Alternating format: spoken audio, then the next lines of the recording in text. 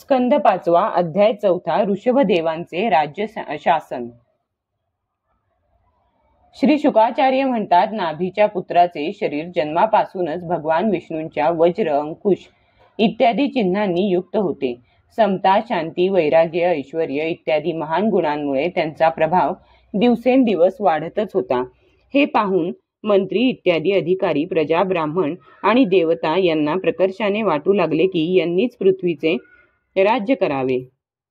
त्यांचे सुंदर आणि सुडौल शरीर, विपुल कीर्ती, तेज, बल, ऐश्वर्य, यश, पराक्रम आणि शौर्य या गुणांमुळे महाराज नाभीने त्यांचे नाव ऋषभ श्रेष्ठ असे ठेवले।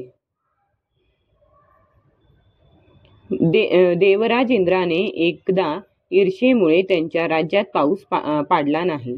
तेव्हा योगेश्वर भगवान ऋषभदेवांनी इंद्राच्या मूर्खपणाचा उपहास करून आपल्या योगमायेच्या प्रभावाने आपले राज्य अजनाभ खंडामध्ये भरपूर पाऊस पाडला। आपल्या मनासारखा उत्तम पुत्र झाल्याने नाभी अत्यंत आनंदित झाला आणि आपल्याच इच्छेनुसार मनुष्य शरीर धारण करणाऱ्या पुराण पुरुष श्रीहरींचे लालन पालन करीत त्यांच्याच लीला विलासाने मंत्रमुग्ध होऊन बाबा बाबा बाळा असे सद्गदित होऊन म्हणत त्यातच मोठे सुख मानू लागला।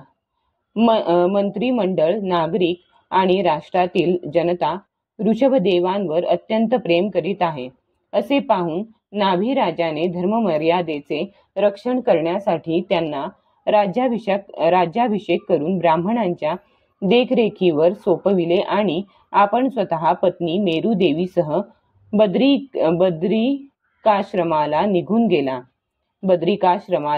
गेला। तेथे इतरांना पीडा होणार नाही अशा तीव्र तपश्चर्येने आणि समाधी योगाने भगवान वासुदेवांच्या नरनारायण रूपाची आराधना करीत योग्य वेळ आल्यावर त्यांच्याच स्वरूपात तो लीन होऊन गेला। परीक्षिता, राजा नाभीच्या संबंधात ही लोकोक्ती प्रसिद्ध आहे। ज्याच्या शुद्ध कर्माने संतुष्ट होऊन साक्षात श्रीहरी त्याचे पुत्र झाले होते, त्या राजश्री नाभीच्या उदार कर्मांचे अनुकरण दुसरा कोण करू शकेल? ज्याच्या दक्षिणा इत्यादींनी संतुष्ट होऊन ब्राह्मणांनी आपल्या मंत्रबलाने ज्याला यज्ञशाळेत यज्ञपुरुष श्री विष्णूंचे दर्शन करविले, त्या महाराज नाभीसारखा ब्राह्मण भक्त सुद्धा कोण असू शकेल? भगवान ऋषभदेवांनी आपला देश अजनाभ खंडाला कर्मभूमी मानून लोकसंग्रहासाठी काही काळपर्यंत गुरुगृही वास केला।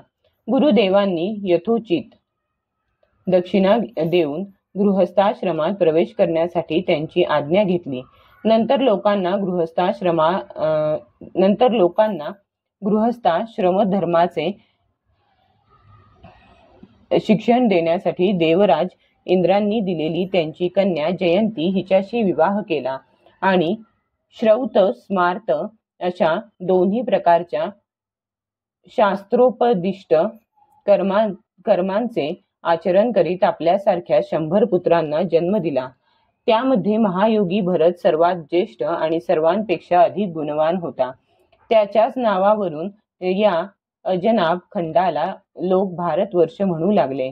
त्याहून लहान कुशावर्त, इलावर्त, ब्रह्मावर्त, मलय, केतू, भद्रसेन, इंद्रस्पृक, विदर्भ आणि किकट हे 9 राजकुमार उरलेल्या इतर 90 भावांपेक्षा ज्येष्ठ आणि श्रेष्ठ होते। त्यांच्यापेक्षा लहान कवी हरी, अंतरिक्ष, प्रबुद्ध, पिंपलायन, आविर्होत्र, द्रुमिल त्यांच्यापेक्षा लहान कवी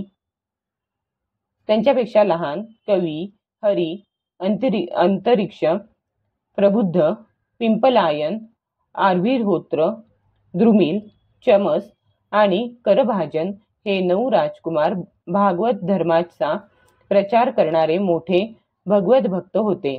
भगवंतांच्या महिम्याने युक्त आणि परमशांतीने परिपूर्ण अशा यांचे उत्तम चरित्र आम्ही नारद वसुदेव संवाद प्रसंगी पुढे 11 स्कंधामध्ये सांगू.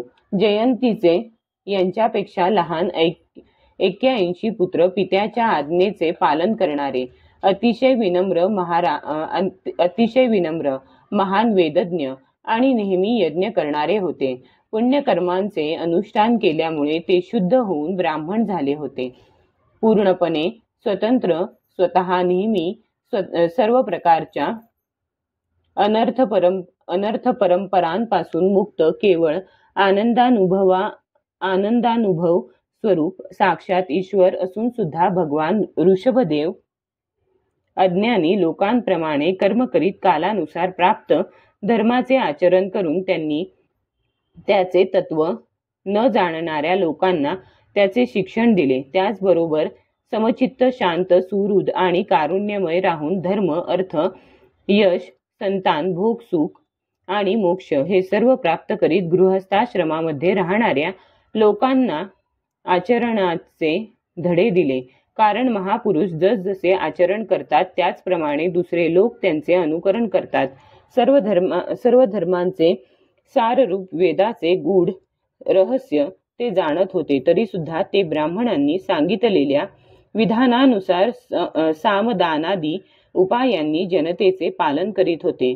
त्यांनी शास्त्र आणि ब्राह्मणांच्या उपदेशानुसार निरनिराळ्या देवतांना उद्देशून द्रव्य, देश, काल, वय, श्रद्धा आणि ऋत्विज यांनी सुसंपन्न असे सर्व प्रकारचे शेकडो यज्ञ केले. भगवान ऋषभदेवांच्या शासनकालामध्ये या देशातील कोणताही मनुष्य आपल्यासाठी कोणाकडूनही आपल्या राजाबद्दल दिवसेंदिवस वाढत जाणाऱ्या प्रेमाशिवाय आणखी कोणत्याही वस्तूची कधीही इच्छा करीत नसे. एवढेच काय, पण कोणाच्या कोणत्याही वस्तूकडे ढुंकून देखील पाहत नसे. एक वेळ भगवान ऋषभदेव फिरत फिरत ब्रह्मावर्त देशामध्ये पोहोचले. तेथे मोठमोठ्या ब्रह्मर्षींच्या सभेमध्ये त्यांनी प्रजेसमोरच आपल्या समचित्त तसेच विनम्र, प्रेमळ आणि संयमी मुलांना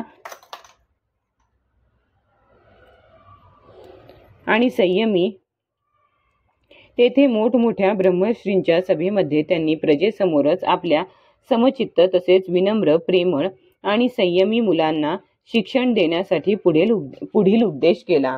अध्याय 4 समाप्त.